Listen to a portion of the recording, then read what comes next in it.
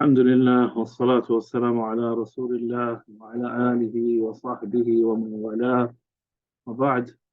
I hope you brothers are okay. We'll get straight to the lesson. Late today, and today, inshallah, is our last lesson. So today we're going to talk about the topics that are covered in the study of ilm al-aqeedah, or the study of aqeedah. So the first topic that generally is discussed in the study of Aqeedah or in Aqeedah itself is وجوب التمسك بالكتاب والسنة ولزوم السنة والتحذير من البدعة, is the obligation of holding or of adhering to the book and the sunnah and sticking to the sunnah and being aware of innovations. So the first topic that is discussed in the books of Aqeedah, in the study of Aqeedah, is the obligation of adhering to the book and the Sunnah and sticking firmly to the Sunnah and being careful and staying away from all types of innovations. So that is the first major topic that is discussed in the study of Aqeedah. Adhering to the book and the Sunnah, holding fast to the Sunnah of the Prophet ﷺ, and staying away from innovations. The second topic would be belief in Allah. And in this topic, in the topic of belief in Allah, talk about, or we mention the definition of belief in Allah and its position, and that it is the first obligation. So we talk about the definition of what does it mean to believe in Allah, the status of the topic of belief in Allah, and that the first obligation upon the individual is belief in Allah, and then connected to that is the other branches of Tawheed that are obligatory to hold concerning Allah Azza wa Jal. So when we say Iman in Allah, we're talking about Iman in Allah, in Allah, Iman in His existence, Iman in His Tawheed, and everything connected to that. The status, the importance of belief in Allah, and that this belief in Allah with His Tawheed is the first obligation upon any individual. So is that clear? Just put up your hand if it's clear, or if you need me to explain it again.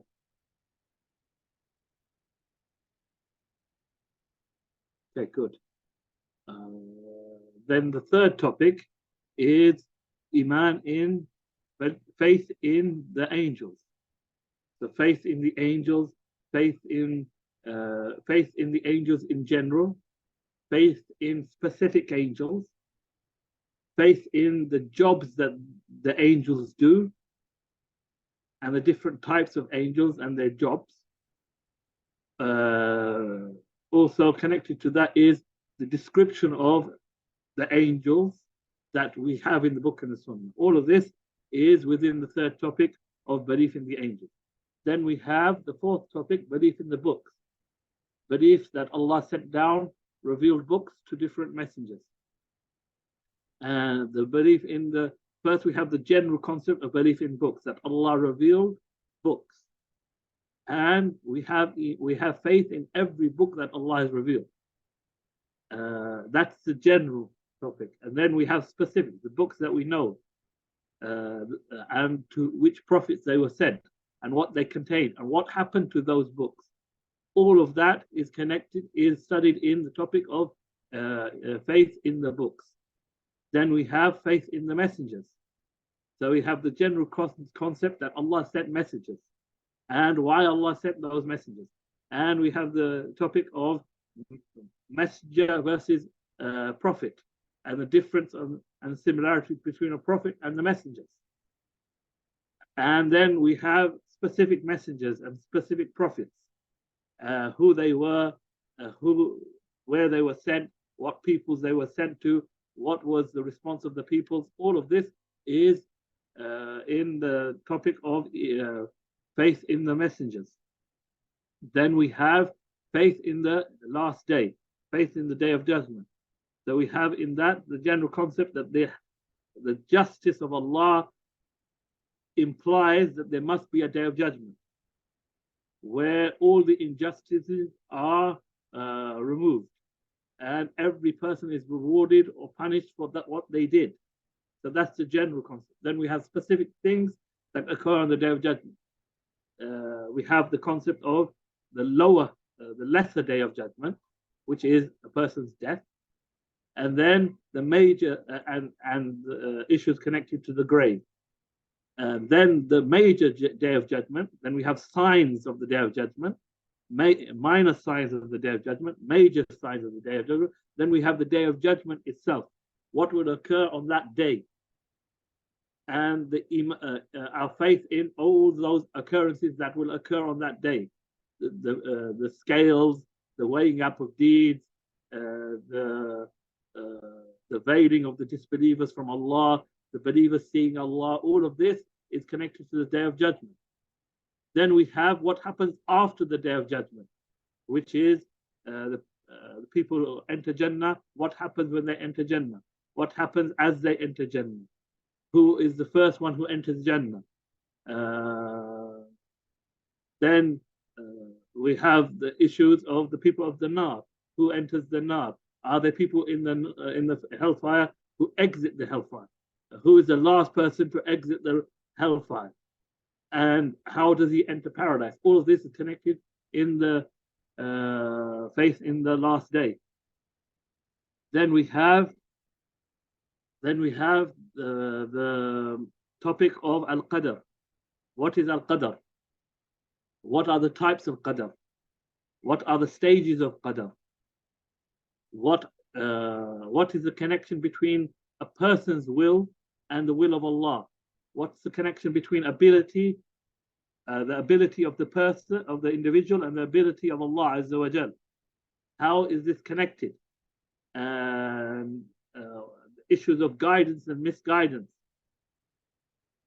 guidance and misguidance, and justice and mercy. All of this is in the topic of qadr. Then that was the 7th topic. Then the 8th topic is the reality of Iman. What is Iman? What constitutes Iman? What is the makeup of Iman?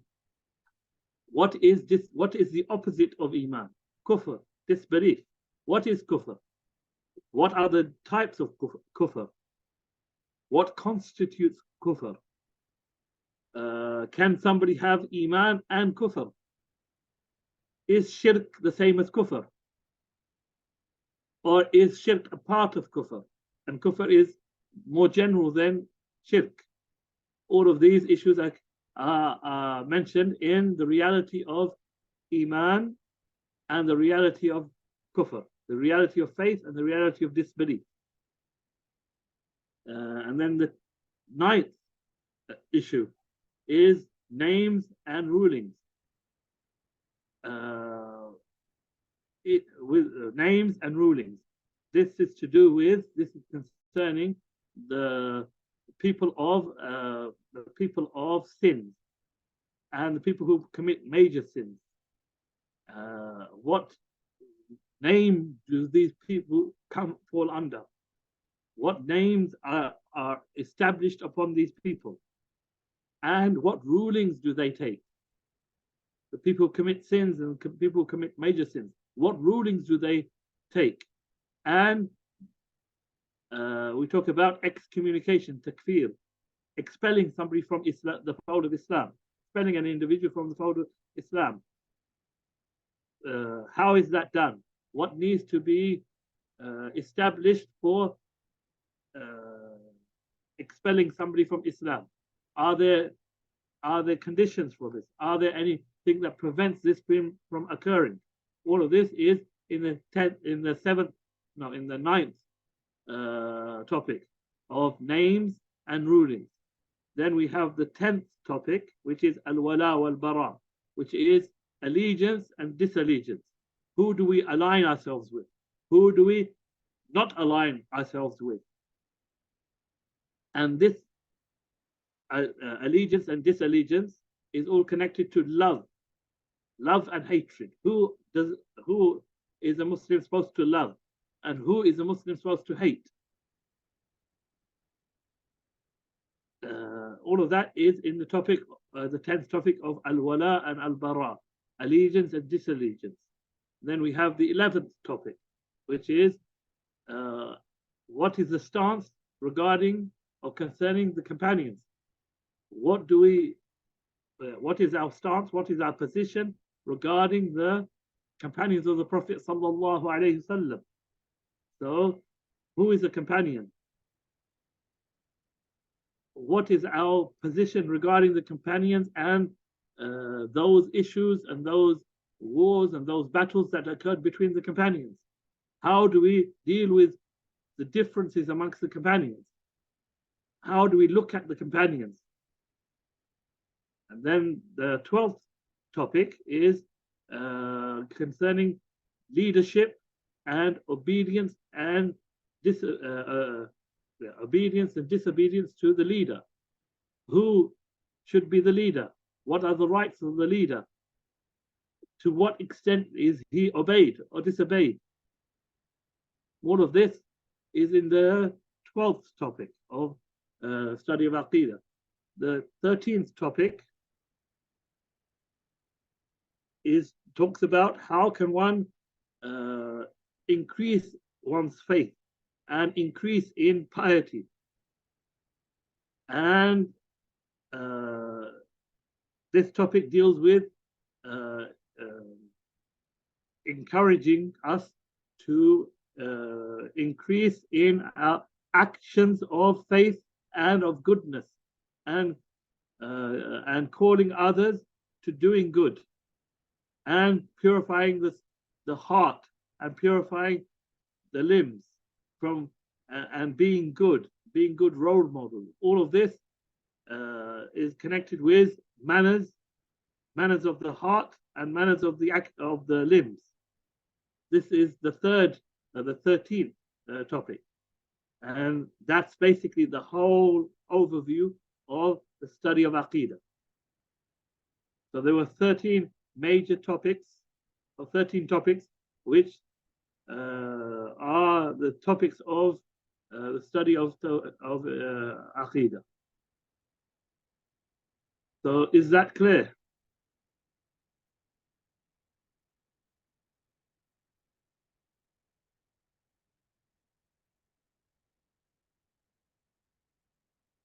Is that clear, Abdullah? So there were 13 topics.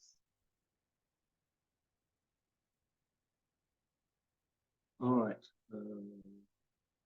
Then the next issue is, let's have a look.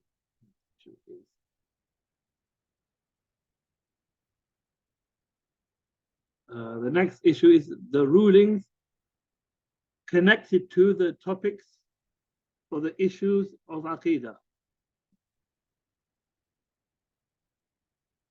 So we have certain rulings that are connected to the issues in the study of Aqeedah. And the first ruling is that the issues or the topics of Aqeedah are not of the same level. So the different topics in Aqeedah are of different levels of importance. They're not all the same level of importance.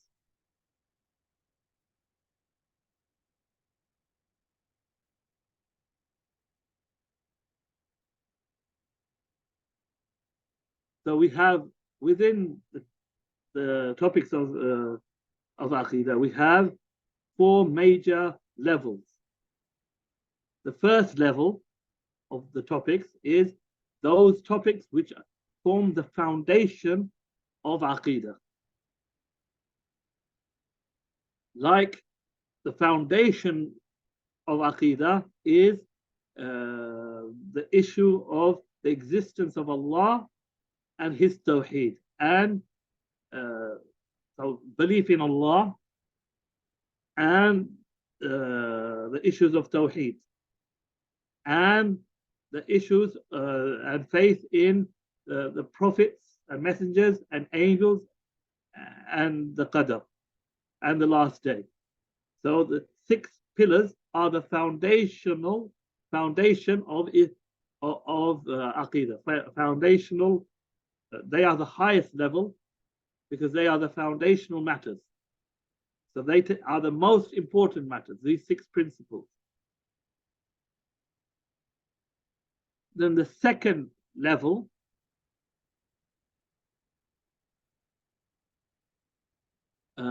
are those matters which are foundational matters, but they're not actually from the study of Aqeedah. And an example of that is the obligation of the prayer, the obligation of zakat, the obligation of siyam, of fasting, the obligation of hajj. These are from the foundations of the religion, the major foundations. These are the pillars of the religion. And so they're foundational matters, but they are not matters of Aqeedah, meaning they're not studied in Aqeedah, even though that they are foundational matters. Then we have the third level, matters which are from Aqeedah, but they are not from the foundational matters of Aqeedah, but rather they are from the branches of Aqeedah. They are from the branch matters or subsidiary matters of Aqeedah. And an example of that, did the Messenger of Allah ﷺ see his Lord when he was taken up into the heavens? And the matter, the issue of asking Allah, or making dua to Allah through the status of the Prophet ﷺ. These are matters of Aqeedah, but they are not foundational matters of Aqeedah. They are not from the pillars of Iman, but they are from the branch matters of Aqeedah. So did the Prophet ﷺ see Allah when he was in the heavens? Allah mentions in the Quran, this is just a sidetrack, but Allah mentions in the Quran when Musa alayhi salam asked to see him, Musa went to the appointed place to speak with Allah Azza wa Jal. And what Musa asked Allah was that he wanted to see Allah. And Allah replies, لن تراني ولكن انظر إلى الجبل فإن استقر مكانه فسوف تراني.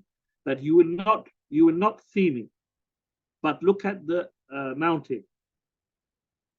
If it doesn't crumble from our sight, then you will be able to see me.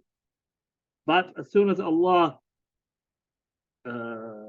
showed something of himself to the mountain, not to Musa, something of himself to the mountain crumbled and Musa fell down unconscious.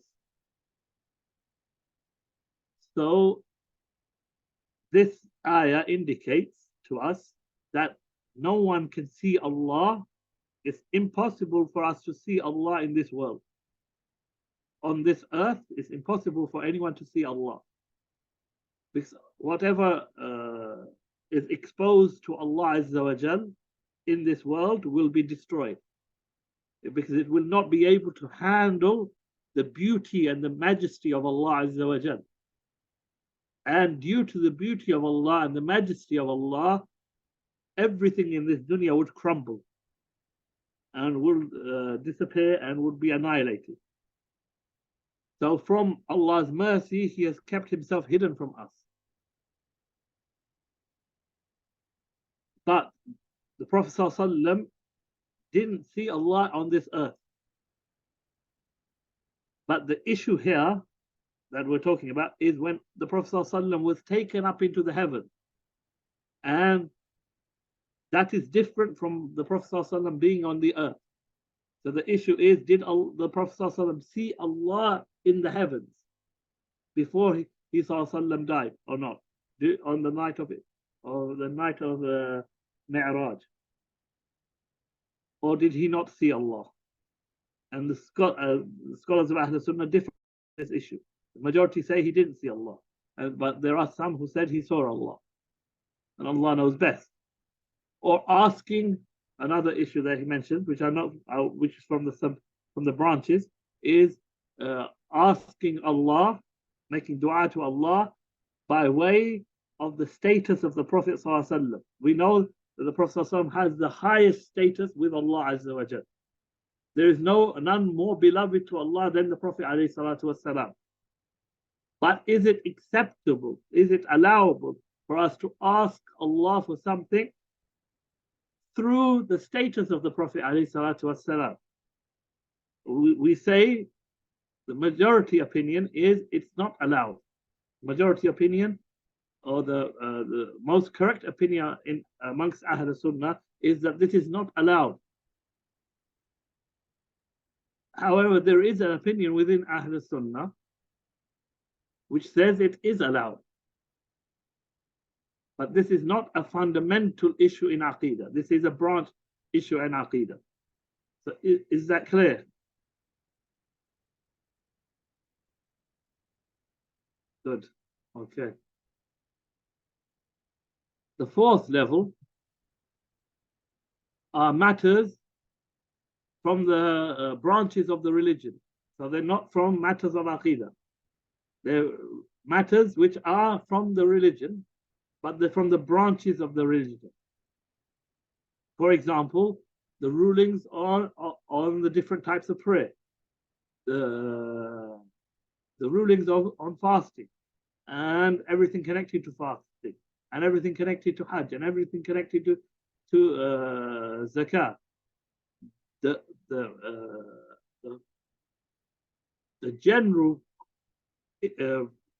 general concept of that we must pray. Prayer is obligatory, and fasting is obligatory, and zakat is obligatory, and Hajj is obligatory. That's from the fundamentals of the religion. These are from the branches of the religion, the types of prayers, the rulings of the prayers, the specific issues of fasting, the specific issues of Hajj, the specific issues of zakat. All of these are from the branches of the religion. And they're not from the Aqeedah as well, but they are from the issues of fiqh. But they are from the branches of the religion, and they're not from the fundamentals of the religion. The fundamental is that we accept and we affirm and we acknowledge that prayer is obligatory, and fasting is obligatory, and zakah is obligatory, and Hajj is obligatory. That's from the pillars of the religion. But all the details are from the branches of the religion. All the details connected to them are from the branches of the religion. And from that we can say that not all of the issues and not all of the topics of Aqeedah are from the fundamentals of the religion. Rather, only some of them are from the fundamentals of the religion. And also, this shows us that not all of the fundamentals of the religion are part of Aqeedah. So we have two points here. That not every issue in Aqeedah is from the fundamentals of the religion, and not every fundamental of the religion is from Aqeedah. So we have to make that distinction. That not every issue in Aqeedah is a fundamental of the religion, and not every fundamental of the religion is from Aqeedah. But some are from Aqeedah and some are from outside Aqeedah. some of the issues of Aqeedah are fundamentals of the religion, and some of the issues of Aqeedah are not fundamentals of the religion. Okay, is that clear? Is that clear? That distinction. Farhat, is that clear?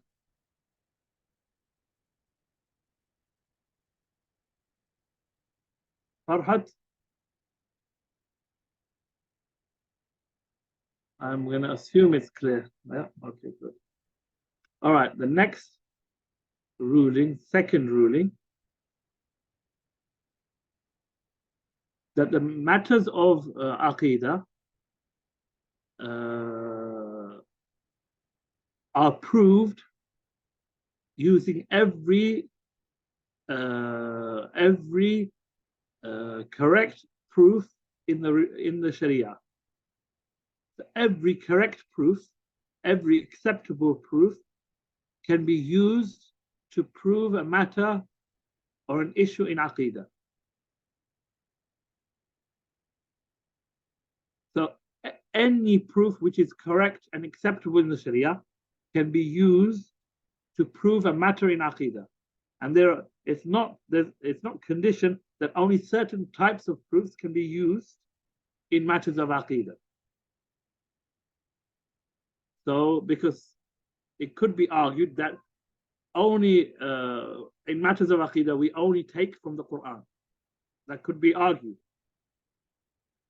Or it could be argued that we only take in matters of Aqeedah ahadith of the Prophet ﷺ that come to us from a certain angle, that they are mutawatir, for example. But no, Ahl Sunnah believe that every evidence which is acceptable in the Sharia, no matter from which source or from which angle it comes, if it's an acceptable proof in the Sharia, then it's acceptable for us to use it to prove a matter in Aqeedah.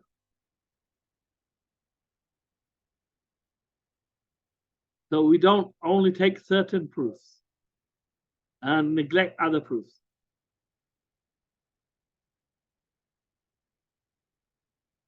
And we see that in the way the Sahaba dealt with the Quran, dealt with the Sunnah, and dealt with how the narrations came to them. As we know, that the Sahaba, the Prophet ﷺ and the Sahaba, when they migrated from Mecca to Al-Madinah, they used to pray for the first 16 months, 6 months, they used to pray facing Bayt al-Maqdis, facing Jerusalem. May Allah free it from the Zionists. They used to, and save our brothers and sisters in Palestine. They used to pray facing Bayt al-Maqdis, facing Jerusalem. And then one companion came to them while they were in prayer. I think it was Asr prayer, at what is now Masjid al-Qibladain in Medina. That's why it has two prayer niches, two prayer where the Imam stands. One facing Jerusalem and the other one facing Mecca. So the companions were praying towards Jerusalem. And in their prayer, a companion came and told them the Qibla, the direction of prayer, has been changed. And so they turned in the prayer from Jerusalem to Mecca. So inside the prayer, they turned around totally and they faced the direction of Mecca. And they accepted that narration from one companion. And they didn't check. They didn't go back to the Prophet ﷺ. They didn't go and ask other companions. No, they accepted that narration from one person, one individual. So every type of evidence that the Sharia accepts, or every evidence in the Sharia, can be used as a proof for Aqeedah. Okay.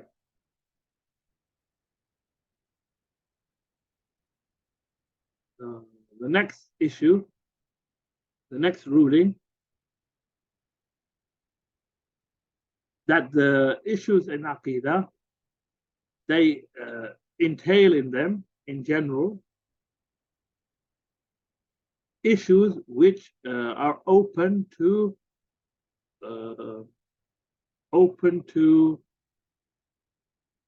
ijtihad, open to scholars' interpretation. So within issues of Aqeedah in general, there is room for interpretation in general. So some issues in Aqeedah, I should say, fall under issues which there can be varying interpretations and varying opinions in them.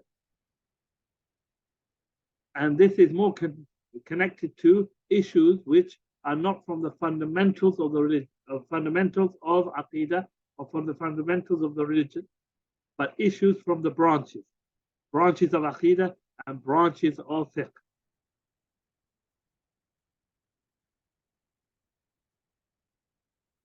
So not every issue in Aqeedah is a matter where there's no room for interpretation. So in Aqeedah, we can break the Aqeedah into two types of topics, or two types of issues. The first type is those issues where there is no room for interpretation and no room for differing opinions, because they are matters of consensus.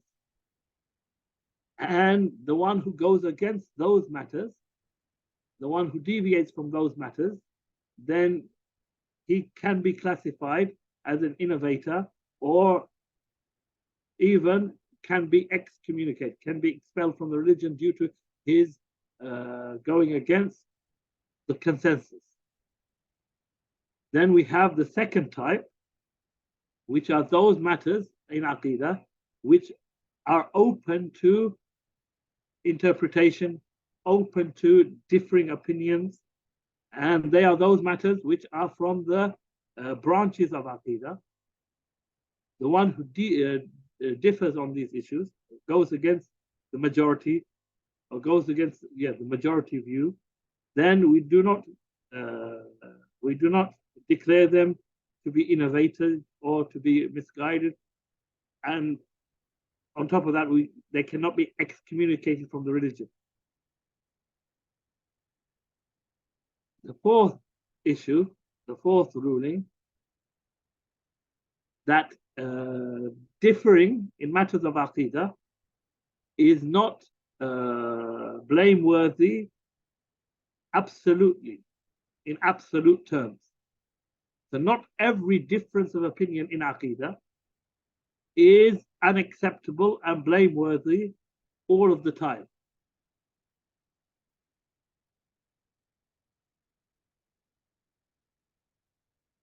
So even in Aqeedah, we can say difference of opinion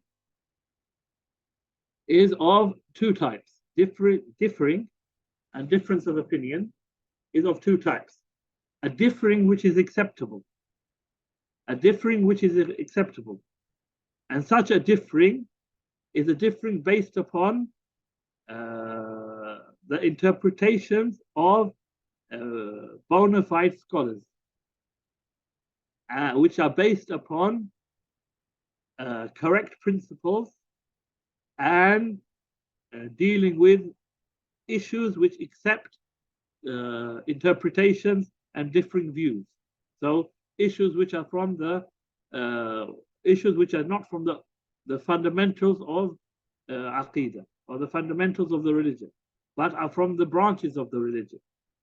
That's why we have difference of opinion in fiqh, because the details of salah, of siyam, of hajj, of zakah, the details are matters of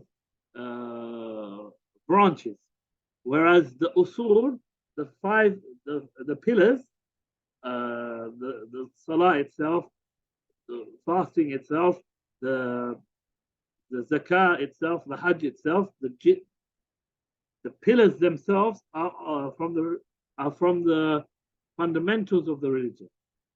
And so none can differ on those pillars. None can say, no, I don't accept the salah, I don't accept the siyam, I don't accept the zakah, I don't accept the hajj. Somebody who says that is excommunicated from the religion, is removed from the religion, because it's denied something which is from the fundamentals of the religion. So something which destroys the religion without them.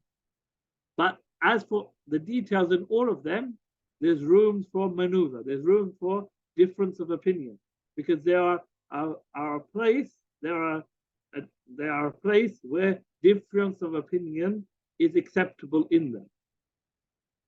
But the difference of opinion within them has to be based upon correct principles, correct evidences, and has to be done by a bona fide scholar, and it's not open to everyone. Is that clear? That is the acceptable difference of opinion, where it can be, where it cannot be, and who can do it, and who cannot do it. In the same way, in Aqeedah, we have that same as we have in fiqh. There are details which are considered to be the branches of Aqeedah. In those details, there's room for difference of opinion. There's room for interpretation. As long as that interpretation and that difference of opinion is done by a bona fide scholar, and using correct principles, using correct evidences, and there is a proof in what they are saying.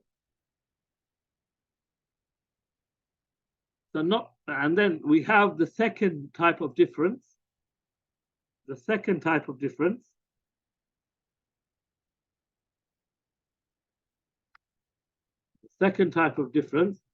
is a difference which is not acceptable. And that could be, it's unacceptable because it's coming from somebody who is not a scholar, who's not qualified. Or it could be it's based upon an incorrect methodology, or it's on an issue which is not a place. It's on an issue which is an issue of consensus, or issue of explicit text. So for an explicit text which has only one meaning, there cannot be a difference of opinion. And on a matter of ijma', on a matter of consensus, there can be no differences in interpretation. And the evidence that is being used for it has to be correct, has to be acceptable, and it has to come from somebody qualified. And this unacceptable difference of opinion is not all of this unacceptable difference of opinion. It can be of different levels. So it could be that this difference of opinion, this unacceptable difference of opinion, is haram, or it could be that this unacceptable difference of opinion is disbelief, which renders somebody outside the fold of Islam.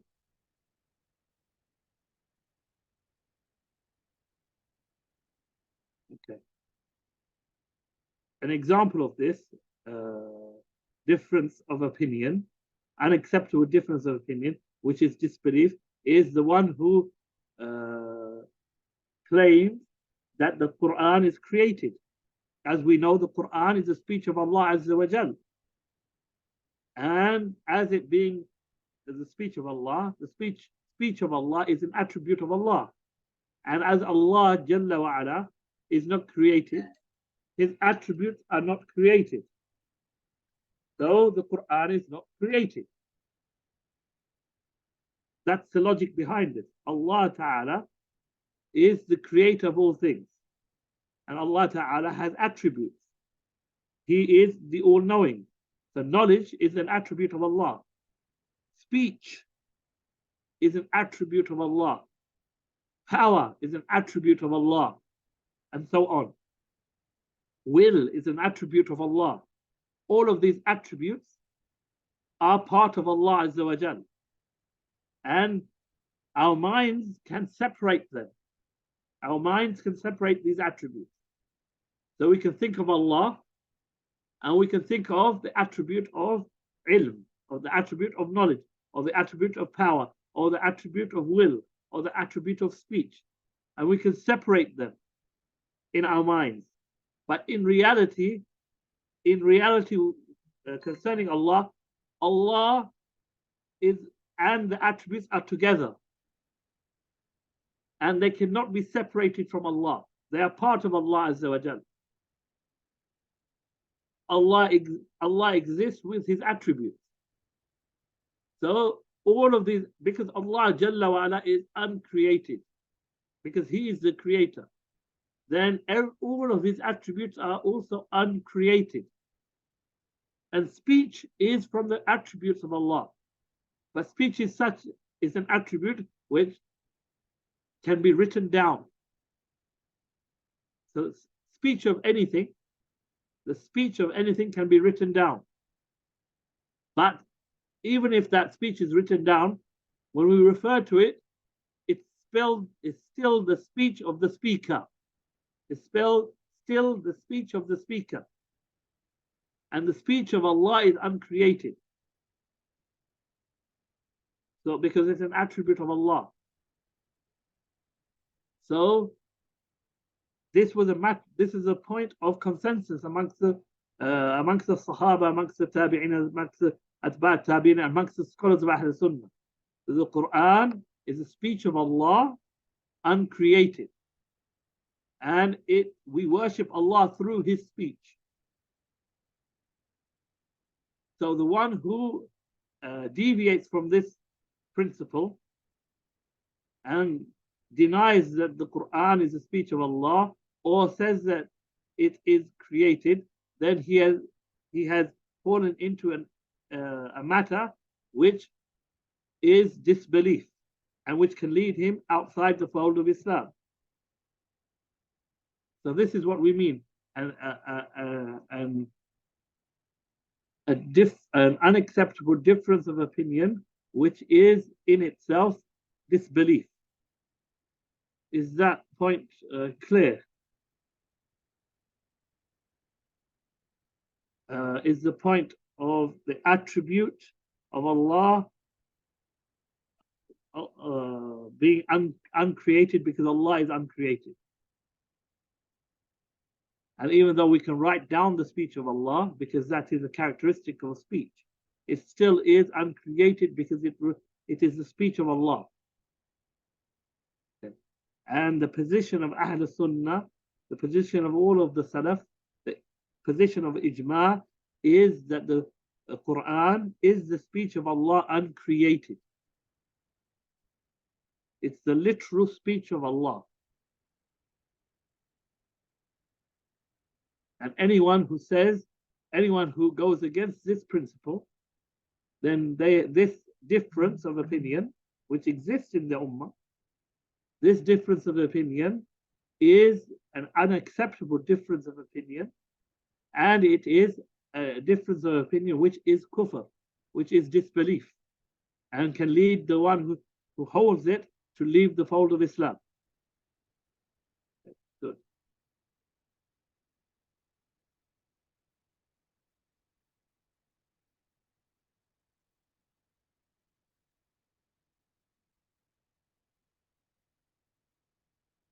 Okay. Just 1 second.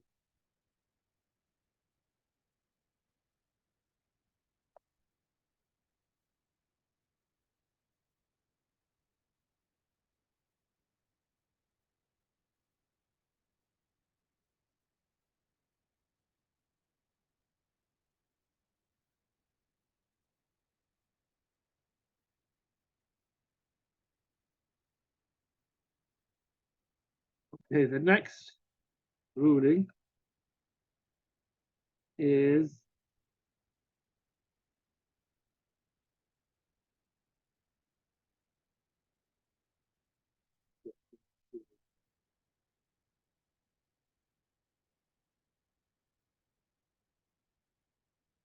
the next ruling is that the truth or the correct opinion in the matters of Aqeedah is one. And there is only one who is correct in every issue. There is only one correct there is only one correct opinion in every issue.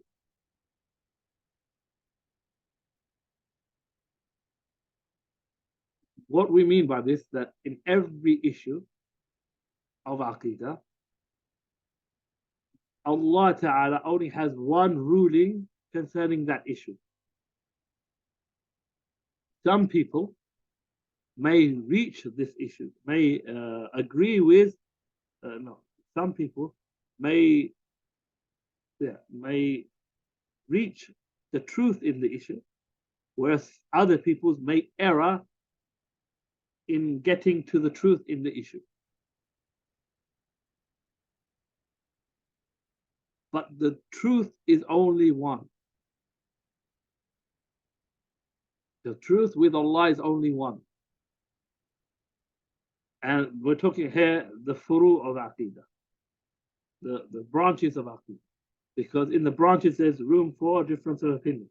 So in an issue where there's a difference of opinion, the correct opinion on that issue will always be one. It can't be both of their opinions. Only one of those opinions will be the correct opinion.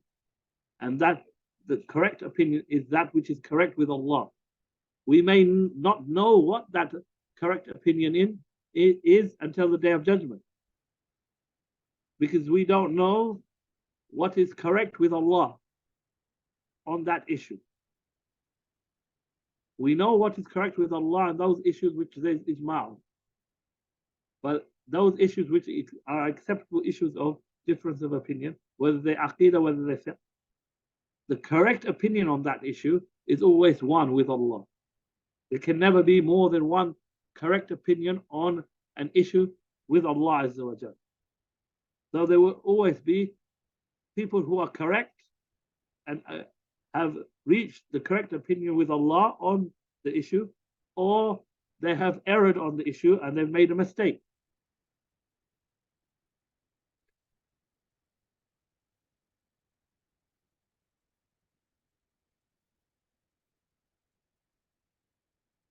Okay, the next issue.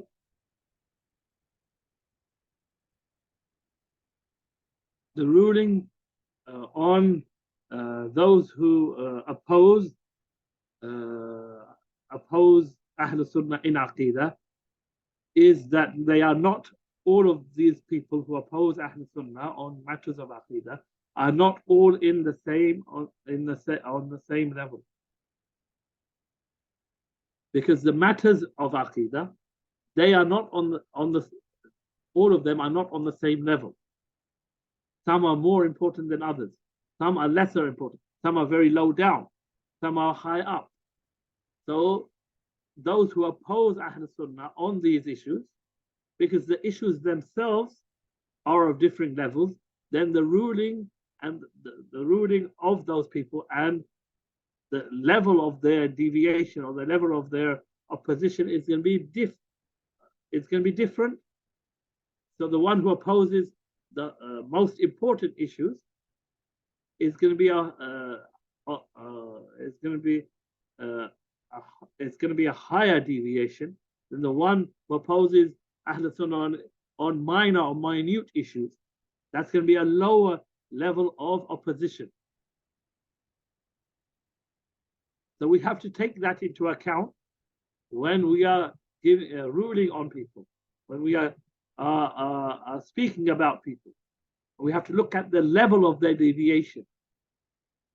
And we don't paint them with the same brush, paint all those who have gone against or opposed Ahl Sunnah with the same brush. But we look at the level and the type of the deviation or the type of the opposition that they have to Ahl Sunnah. There are people within those who have opposed Ahl Sunnah who are closer to Ahl Sunnah than others, because their opposition is in lower matters and lesser matters, minor matters. Whereas there are those who oppose Ahl Sunnah on major matters. So their opposition is of a greater and a bigger degree. And the way we deal with them is going to be different to the way we deal with people with lesser, with minor issues. Okay, is that clear? Is that clear?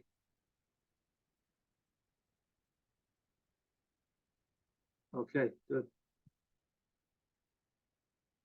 So we have to look at the level of their deviation, the level of their opposition.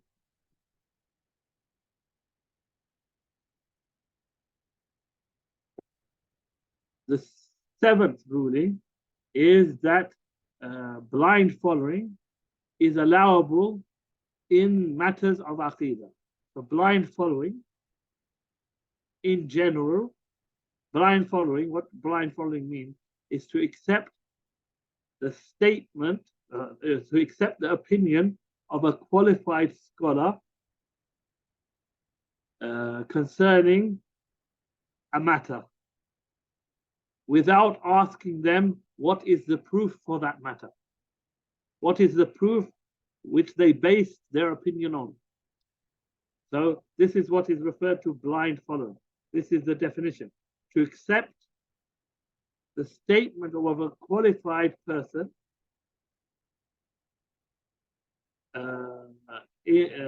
concerning knowing the Islamic ruling on an issue without ourselves trying to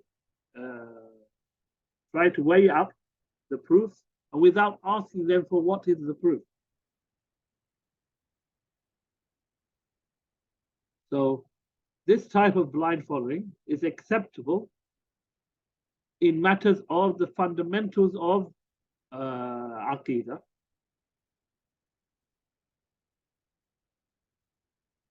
Even though there is a difference of opinion amongst Ahl Sunnah whether this blind following is acceptable in the roots, in the core beliefs of Aqeedah or not.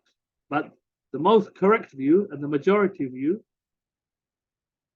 and that which goes with the text, is that even this is acceptable. Because when Allah talks about this in the Quran, Allah says, فَاسْأَلُوا أَهْلَ الذِّكْرِ إِن كُنتُمْ لَا تَعْلَمُونَ. When he's talking about issues of prophethood and messengership, he says, ask the people of knowledge if you don't know. And he connects that asking the people of knowledge to asking concerning issues to do with prophethood and messengership, which are issues from the fundamentals of Aqeedah, of belief.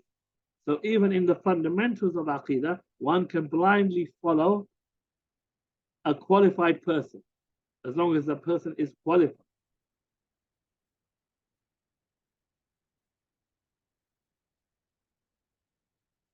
So these were the 7 rulings with regards matters of Aqeedah. We mentioned in this lesson. We're going to stop here, and that will be our study complete, inshallah. That we mentioned the topics that Aqeedah covers and what one will study within those topics, and we covered the rulings concerning those topics, the rulings connected to those topics. So we mentioned 7 rulings connected to those topics. We mentioned 13 topics, and we mentioned 7 rulings connected to those topics. And these rulings are for when we study the topic, how we study the topic and how we look at these topics. So we look at them from these 7 angles. Like in every topic, it's possible for us to blindly follow a qualified person on that topic and not know the proof for that topic. That's an example of how the rulings apply to the topic. Okay. And Allah knows best. And now what is upon us is to go into the study of Aqeedah itself, studying these topics in detail, and stop studying them according to those rulings. Are there any questions before we finish this series?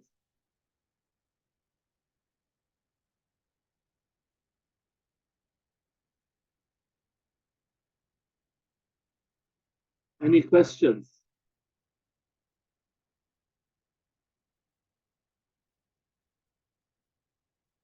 Okay.